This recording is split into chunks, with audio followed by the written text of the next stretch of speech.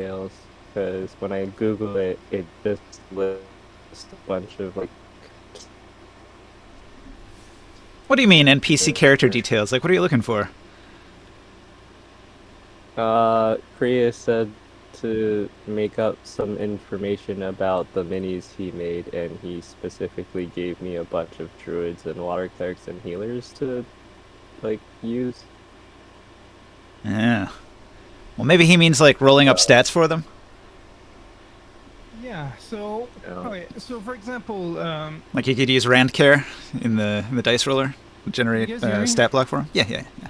yeah, All right. okay. So for example, you've had you have myself that has been introducing like bringing in new fire clerics and stuff like that. You have Ringsight that has allies as well, pilgrims and stuff like that. And he's gonna want to bring in some air clerics. So you guys can go from that. Like, just if you want to inspire yourself to bring in some NPCs, you have a bag there to start with. You know what I mean? If you have an NPC and you want to like flesh out their character and use them in the game as a character, you could probably like look at the class block in the player's handbook, or not the class, but like the backgrounds, sort of like work from that. So like it's got the things where you can like roll a bunch of d6s and come up with the like in your background the ideal and the goal of your character. So you could generate those with dice rolls for your characters, and then like Okay. when you bring them in, you say, oh, this guy his ideal is that he's like super loyal, and so he's the one that comes around and helps out. Something like that. It would That's help just with the some role like playing. basic character generation, right? Yeah, yeah, yeah. Yeah. Let's see. If I go to player's handbook and I go to backgrounds, let's see.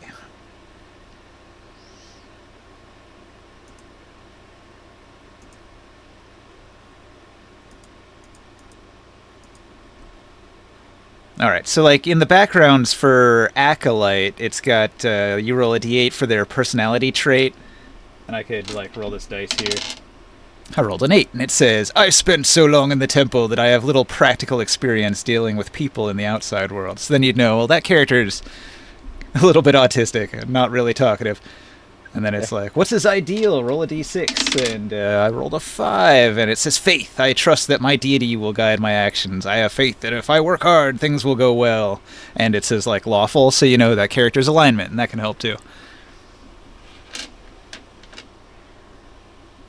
What are we talking about right now? Well, like, you know how you have your group of air clerics?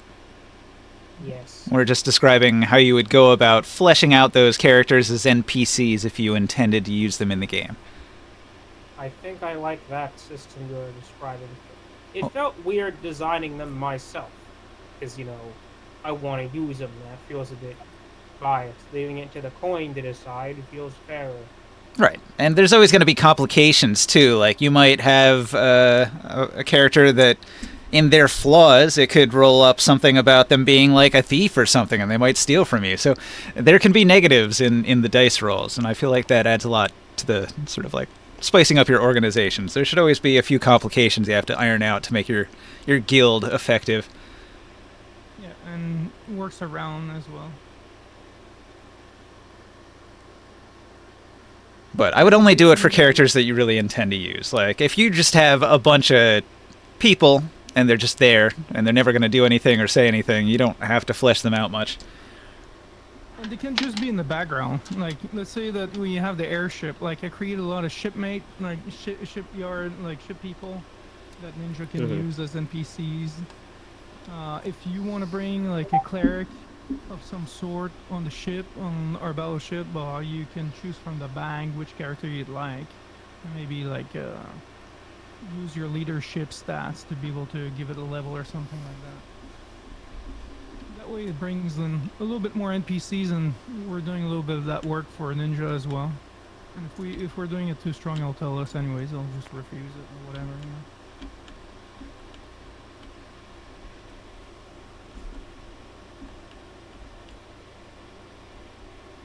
Some of these models So are we're really cool. not gonna make them have levels though. Or are we supposed to have levels on them? They can. Okay. So generally it's about recruiting though. So like there are no druids in Tyr. According to the guide, they're outside of Tyr to the north in the hills, and you have to prove yourself to them, and recruiting them might not be easy. Like they put everybody through a test. If you can't even like get to them, they won't even talk to you because like they're in a really tough environment on this scree slope of jagged, sharp rocks where you can easily fall to your death. I'm Nice, confused. yeah. I thought there were Runs druids wide. in the golden part of the city where they have gardens with the magic fruit. I did say that originally, but then I was looking in the actual like guidebook to Tyr, and it said there are no druids in Tyr. Oh, so I'm a weirdo. Got it. So like the player characters can be druids that come to Tyr, and in the guide it says in the